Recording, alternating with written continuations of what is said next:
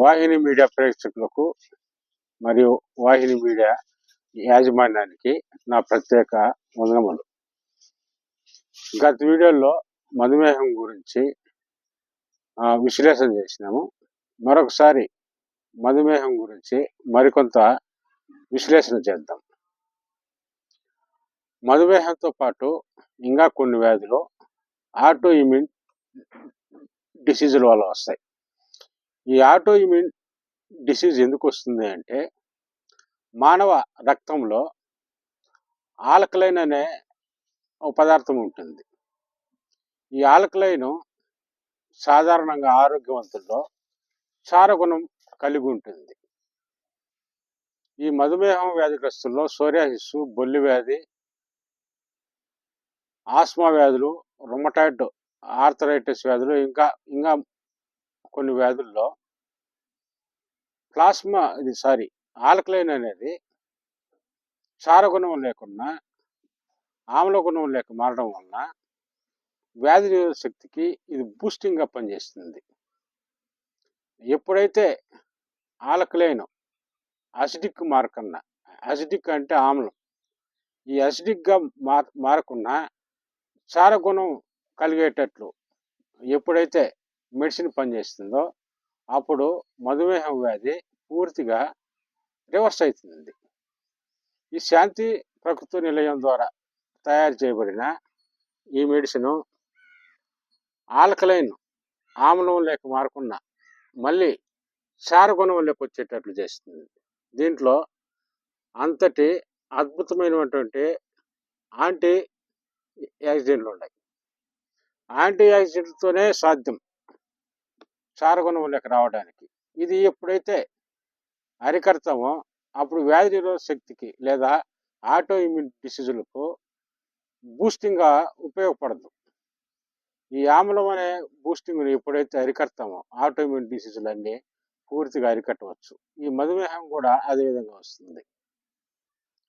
సాధారణంగా మధుమేహం వ్యాధిగ్రస్తుల్లో insulin resistant second ఫేజ్లో గ్లూకోజు ఫ్యాట్గా మారినప్పుడు అటువంటి పేషెంట్లు, గ్లూకోజ్ ఫ్యాట్గా మారిన పేషెంట్లు ఈ మెడిసిన్ తీసుకున్నప్పుడు ఏం జరుగుతుందంటే, మొదట ఆ ఫ్యాట్నంతా కరిగించడం ప్రారంభమవుతుంది.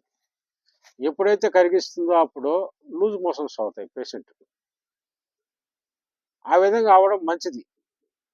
ఇక్కడ పేషెంట్ ఎమర్జెన్సీ మేనేజ్మెంట్ అనేది ఉండదు. కొంతమందిలో ఇన్సులిన్ రెసిస్టెంట్ సెకండ్ ఫేజ్లో తక్కువగా గ్లూకోజ్ ఫ్యాట్గా కన్వర్ట్ అయి ఉంటుంది. ఇంకొంతమందికి ఎక్కువగా గ్లూకోజ్ ఫ్యాట్గా కన్వర్ట్ అయి ఉంటుంది. ఎక్కువగా ఉన్న వాళ్ళకు ఒక వారం రోజుల పాటు లూజ్ మోషన్స్ అవుతాయి, రోజుకు 2 సార్లు 3 సార్లు. డయేరియా వ్యాధి లేదా అతిసార వ్యాధి లాగా మోషన్స్ అవ్వవు. పేషెంట్ ఏమీ కాదు, పేషెంట్ బాగానే ఉంటాడు, క్షేమంగానే ఉంటాడు. ఆందోళన పడాల్సిన పని లేదు, కంగారు పడాల్సిన అవసరం లేదు. ఈ మెడిసిన్ వాడినప్పుడు లూజ్ మోషన్స్ అవుతూ ఉన్నాయంటే ఈ మెడిసిన్ వర్క్ చేస్తూ ఉందని అర్థం. పేషెంట్లో ఆరోగ్యం రావడానికి పునాది ఏర్పడుతూ ఉందని అర్థం. ఆ విధంగా శరీరంలో ఉంటున్న మల్లి పదార్థాలను, వ్యర్థ పదార్థాలంతా మొదట లూజ్ మోషన్స్గా ఈ మెడిసిన్ వర్క్ చేస్తుంది. అదేవిధంగా మధుమేహం పేషెంట్లో పదే మూత్ర విసర్జన పోవడం వలన మెగ్నీషియం లోపం వచ్చి కణాలన్నీ సింక్ అవుతాయి. ఈ సెల్స్ అన్నీ చనిపోవడం జరుగుతుంది.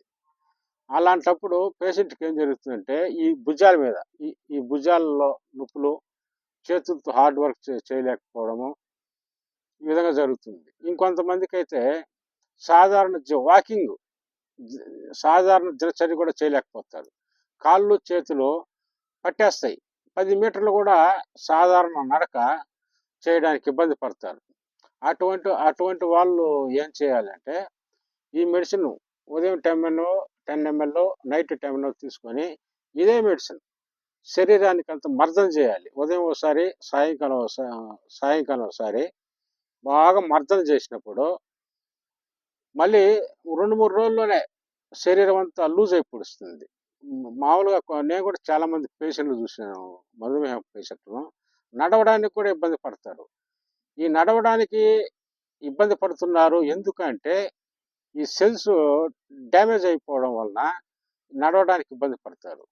ఆ సమస్య ఆ సమస్య పరిష్కరించడానికి ఇదే మెడిసిన్ కడుపులోకి తీసుకుంటూ బాగా మసాజ్ చేయాలి. 2, 3 రోజుల్లోనే ఫలితం వచ్చేస్తుంది. శరీరం లూజ్ అవుతుంది. మళ్ళీ సాధారణ నడవడానికి ఈ మెడిసిన్ సహాయపడుతుంది. అదేవిధంగా మధుమేహం పేషెంట్లో చూస్తే హైడ్రాక్సిల్, హైడ్రోలేసిన్ అనే ఎంజిమ్లు కూడా తక్కువగా ఉంటాయి. ప్రాపర్గా ఆరోగ్యం రావాలి అంటే ఇన్సులిన్ ఈ సెన్సిటివ్ పెరగాలంటే క్లోరోజెనిక్ ఆమ్లంతో పాటు హైడ్రోలేసిన్, హైడ్రాక్సిల్ ఎంజిమ్లు కూడా ఈ మెడిసిన్లో ఉన్నాయి. ఇది పూర్తిగా ఎస్బిఎంసి రాను రాను తగ్గుముఖం పడడానికి సహాయపడుతుంది. శరీరాన్ని ఫస్ట్ శుభ్రపరిస్తేనే ఇన్సులిన్ వర్క్ చేస్తుంది. ఈ గ్లూకోజ్ కణాలు తీసుకోవాలంటే ఇన్సులిన్ మధ్యవర్తిగా పనిచేయాలి. ఆ ప్రక్రియ చేయడానికి ఈ మెడిసిన్ కడుపులోకి తీసుకోవడం వల్ల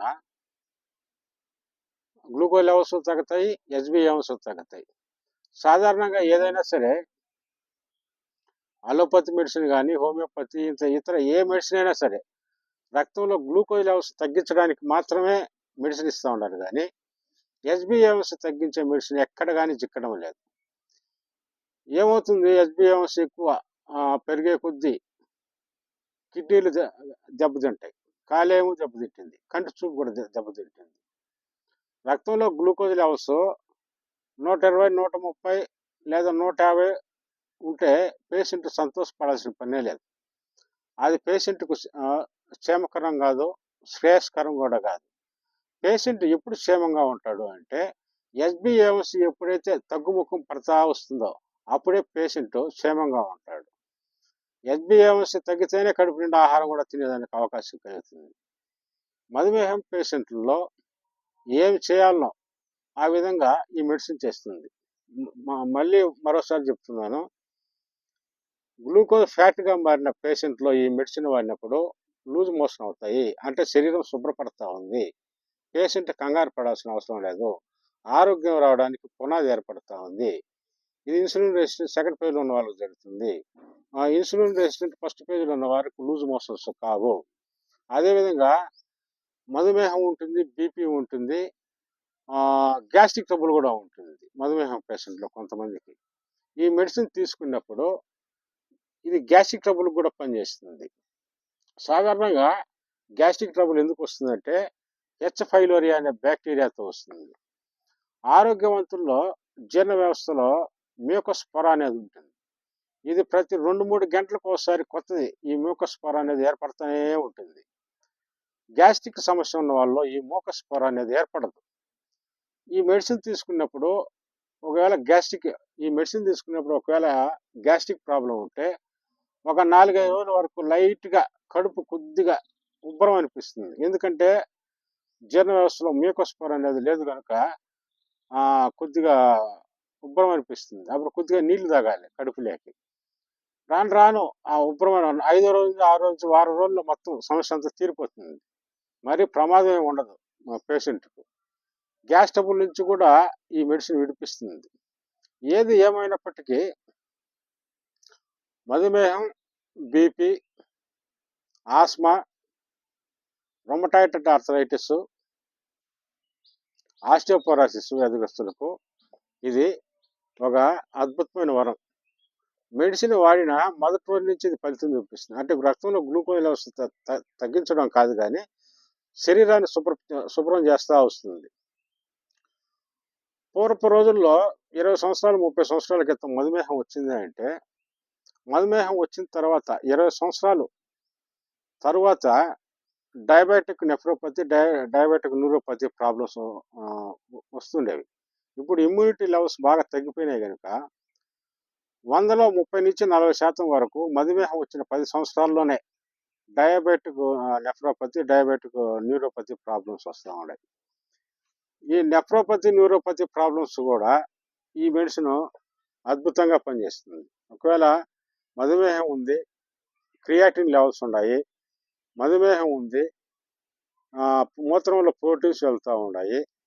అన్నిటికీ ఇది రామబాణం లాంటిది.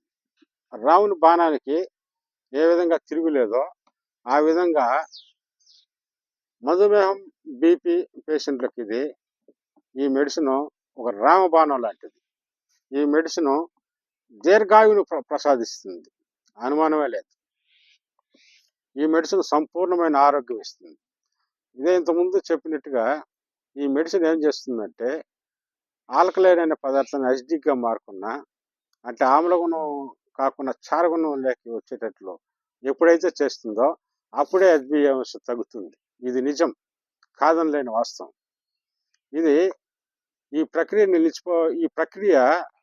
నిలిచిపోవడం వల్ల హెచ్బిఏవన్స్ ఆటోమేటిక్గా తగ్గి మధుమేహం పేషెంట్కు అద్భుతమైనటువంటి పరిష్కారం ఇచ్చి 6 నెలల్లో డయాబెటిక్ నుంచి నాన్ డయాబెటిక్ పేషెంట్ అయిపోతాడు.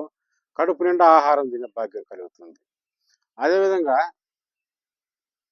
ఇప్పుడు సోరియాసిస్ వ్యాధి నుంచి విముక్తి పొందిన వాళ్ళ సాక్ష్యాలు విందాము.